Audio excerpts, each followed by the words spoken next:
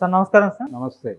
Sir Gitanjali అనే మహిళ మరి రీసెంట్‌గా తను ఒక కామెంట్ చేసింది, పొలిటికల్ కామెంట్. జగనన్న వల్ల ఇల్లు అమ్మఒడి వచ్చింది అని చెప్పేసి చేసిన కామెంట్‌కి టీడీపీ వాళ్ళు, జనసేన వాళ్ళు ఈమెను బాగా ట్రోల్ చేశారు అన్న ఒక్క కారణంతోనే ఆమె సూసైడ్ చేసుకొని చనిపోయిందని అంటున్నారు సార్.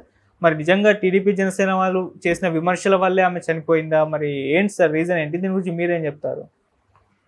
అంటే ట్రోలింగ్ కల్చర్ అనేది చాలా బీభత్సంగా ఉంది, ఉన్నమాట వాస్తవం. అది అంటే ఎవరినైనా సరే పేటీఎం బ్యాచ్ అనే మాట మాట్లాడేస్తున్నారు ఈ మధ్య. పేటీఎం బ్యాచ్ అంటే ఏంటి? వాళ్ళ అకౌంట్లో వేరే పార్టీ వాళ్ళు ఎవరో డబ్బులు వేస్తున్నారు, వీళ్ళు మాట్లాడుతున్నారు. అంటే మాట్లాడుతున్న మాటల్లో వాస్తవం ఉందా లేదా అనే దానికంటే కూడా తమకి వ్యతిరేకంగా ఎవరైనా మాట్లాడితే వాళ్ళ మీద పేటీఎం బ్యాచ్ అని స్టాంప్ వేయటం అనేది ఒక ప్రోగ్రామ్గా తీసుకుని అన్ని రాజకీయ పార్టీలు చేస్తున్నాయి. వీళ్ళు వాళ్ళు అని తేడా ఏం లేదు. ట్రోలింగ్ కల్చర్ అనేది చాలా పీక్స్లో నడుస్తోంది ఇప్పుడు. అందులో భాగంగా ఈ అమ్మాయి గీతాంజలి తెనాలికి చెందినటువంటి గృహిణి.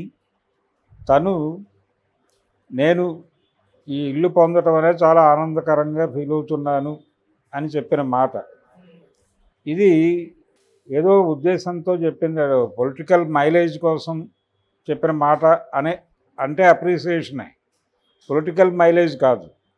ఎవరికో అమ్ముడు పోయి ఎవరితోనో సంబంధాలు ఉండి ఇలా రకరకాల కోణాల్లోకి తీసుకెళ్ళిపోయి ఆ అమ్మాయి క్యారెక్టర్ని అసాసిన్ చేసే పద్ధతిలో ట్రోలింగ్ నడిచింది. అది కేవలం సోషల్ మీడియాలో జరిగిన ప్రచారం మాత్రమే కాదు, తన పర్సనల్ ఏరియాలోకి వెళ్ళి మాట్లాడేసిన పరిస్థితి కూడా ఉంది. వాళ్ళ చుట్టుపక్కల నుంచి కూడా కామెంట్స్ వెళ్ళేలాగా చూసుకున్నారు, అంటే టెర్రరైజ్ చేయటానికి. ఇలాంటి మాటలు మాట్లాడి ఇప్పుడు చాలా చోట్ల ఇళ్ళు అలాట్ అయినాయి, చాలా ప్రాంతాల్లో చాలామందికి ఇళ్ళు ఇచ్చారు. అయితే తెలుగుదేశం హయాంలో నిర్మించిన అప్పటికి కేటాయింపులు జరగని మిగిలిపోయినటువంటి ఇళ్ళు వైఎస్ఆర్సీపీ కార్యకర్తలకి కేటాయింపులు జరిపి ప్రభుత్వం కొత్తగా చాలామందికి, అంటే అప్పటి ఆ ఇళ్ల లబ్ధిదారులకే విడిగా వేరే చోట్ల స్థలాలు ఇచ్చి ఇల్లు కట్టుకోమని చెప్పింది. ఇది జరిగితే జరిగి ఉండొచ్చు, జరిగిందనేది తెలుగుదేశం పార్టీ విమర్శ. ఓకే, ఎవరికి కేటాయించినా పోనీ వైఎస్ఆర్సీపీ వాళ్ళకైనా వాళ్ళకు సంబంధించిన కార్యకర్తలకు కేటాయింపులు జరిపారంటే కేటాయింపులు జరిపినట్టే. కానీ ఆ ఇళ్ల లబ్ధిదారులకు వేరే చోట స్థలాలు ఇచ్చారు, వీళ్ళు కొంత సబ్సిడీ ఇచ్చారు, వాళ్ళు కొంత డబ్బులు వేసుకుని ఇళ్ళు కట్టుకున్నారు. భూమి, సొంత భూమి. వీళ్ళు చెప్పింది అపార్ట్మెంట్స్. తెలుగుదేశం టైంలో వీళ్ళు కట్టిన ఇళ్ళన్నీ కూడా అపార్ట్మెంట్స్ మోడల్లో కట్టారు, ఎన్టీఆర్ గృహాలు అనే పేరుతో. దానికి అంటే చాలా హై ఎండ్ టెక్నాలజీతో కట్టాం మేము, షియర్ వాల్ టెక్నాలజీ కట్టాం. అంటే కాంక్రీట్ మోసపోసి ఇస్తారు ఇల్లు. ఆ మోసపోసిన ఇంట్లో ఎటువంటి మార్పులు, మేకులు దిగవు ఆ ఇంటికి, కాంక్రీట్ కన్స్ట్రక్షన్. అలా పోత పోస్తారు వచ్చి. ఈ పోత పోసినటువంటి ఇళ్లల్లో మేము ఎలా బతకాలి అని చాలామంది మాట్లాడారు ఆ రోజున. రకరకాల విమర్శలు ఉన్నాయి దాని మీద. ఏదేమైనప్పటికీ కేంద్ర ప్రభుత్వం డబ్బులు కూడా ఉన్నాయి దానిలో. ఆ ఇళ్ళన్నీ కూడా అంటే నెల్లూరులో చాలా పెద్ద ఎత్తున కట్టారు, మిగిలిన ప్రాంతాల్లో ఇప్పుడు అమరావతిలో కూడా కన్స్ట్రక్షన్స్ అయినాయి. ఈ అమరావతి ప్రాంతాల్లో కన్స్ట్రక్షన్ కంప్లీట్ అయిపోయినవి ఇవన్నీ కూడా వైఎస్ఆర్సీపీ అభిమానులకి, వాళ్ళ శ్రేణులకి, వాళ్ళని లబ్ధిదారుల జాబితాలోకి తీసుకొచ్చి వాళ్ళకి ఆ అపార్ట్మెంట్లన్నీ ఇచ్చేసి ఈ లబ్ధిదారుల్లో ఉన్నటువంటి పేర్ల వాళ్ళందరికీ విడిగా వీళ్ళు స్థలాలు ఇచ్చారు. వీళ్ళకి అంటే ప్రభుత్వ స్థలాల్లోనే ఇచ్చారు కేటాయింపులు. చాలా ఊళ్ళలో జరిగినాయి. ఆ కన్స్ట్రక్షన్స్ జరిగిన వాళ్ళు చాలా సంబరంగా ఆ విషయాలు మాట్లాడటం జరిగింది. చాలామంది మాట్లాడారు. ఇప్పుడు గీతాంజలి ఒక్కతే కాదు, చాలామంది వాళ్ళు గృహిణుల పేరుతో ఇచ్చారు. గృహిణుల పేరుతో నా పర్సనల్ ఎక్స్పీరియన్స్ ఒకటి ఉంది.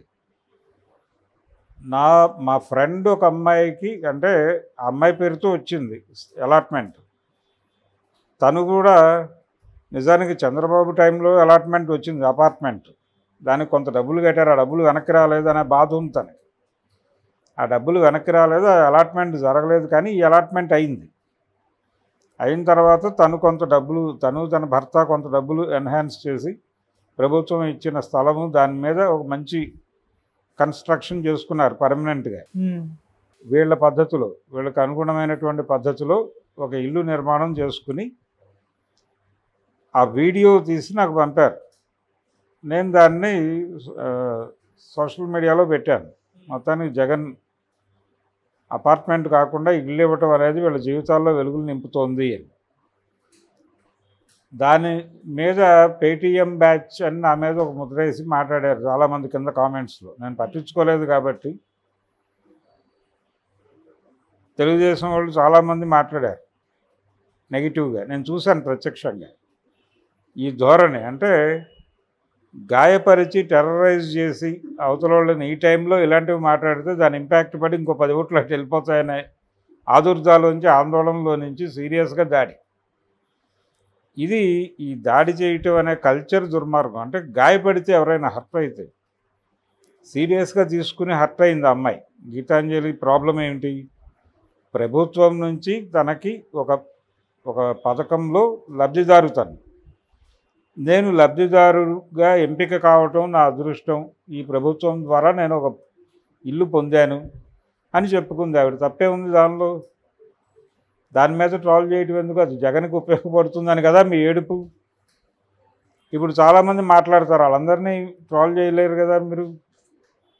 ఈ కల్చర్ అన్ని పార్టీల్లోనూ ఉంది, పర్టికులర్గా తెలుగుదేశం పార్టీలోనే ఉందని నేను చెప్పట్లేదు. వైఎస్ఆర్సీపీ వాళ్ళు కూడా తెలుగుదేశం పార్టీ రేపు పొద్దున గెలిస్తే వాళ్ళు కేటాయింపులు జరిపినప్పుడు కూడా ఇలాంటిదే జరగచ్చు.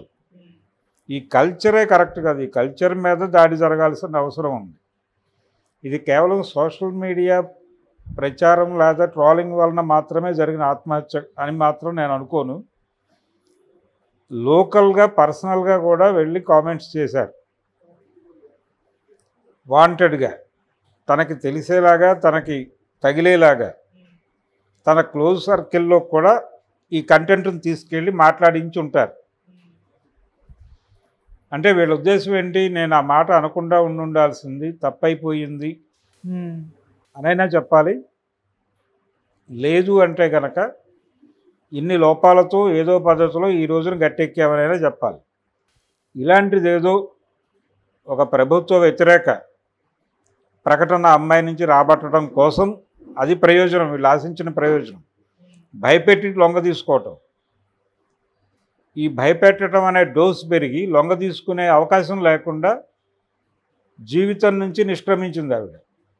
జీవితానికి రాజీనామా చేసింది, ఆత్మహత్య చేసుకోవటం. అందుకే ఆత్మహత్యలన్నీ కూడా హత్యలే, ఎవరో ఒకటి చేసిన హత్యే. కాబట్టి హర్ట్ అయి ఆత్మహత్య చేసుకుంది. కాబట్టి ఎవరైతే హర్ట్ చేశారో వాళ్ళని ముద్దాయిలుగా 302 కింద వాళ్ళ మీద సెక్షన్ పెట్టి, సోషల్ మీడియాలో ట్రోల్ చేసిన వాళ్ళందరి పేర్లు కూడా దానిలోకి పెట్టి, అలాగే బయట విడిగా వాళ్ళ క్లోజ్ సర్కిల్లోకి వెళ్ళి మాట్లాడిన వాళ్ళు ఎవరు అనేది వివరాలు తెలుసుకోవటం పెద్ద కష్టమేం కాదు. వాళ్ళ పేర్లు కూడా బయటకు తీసుకొచ్చి వీళ్ళందరి మీద కలిపి హత్య కేసులో ముద్దాయిలుగా పెట్టి 302 పెట్టి వీళ్ళందరినీ కనుక లోపలేస్తే కొంత ఈ ట్రోలింగ్ కల్చర్ తగ్గుతుంది. ఇప్పుడు జగన్మోహన్ రెడ్డి గారు దీని మీద సీరియస్గా రియాక్ట్ అయ్యేదో మాట్లాడాడు మధ్యాహ్నం.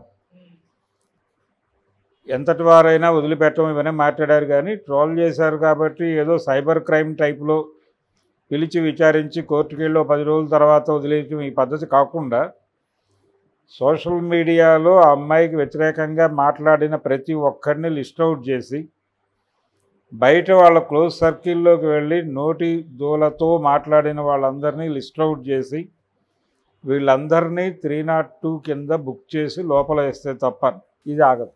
అప్పుడు న్యాయం చేసినట్టు అవుతుంది.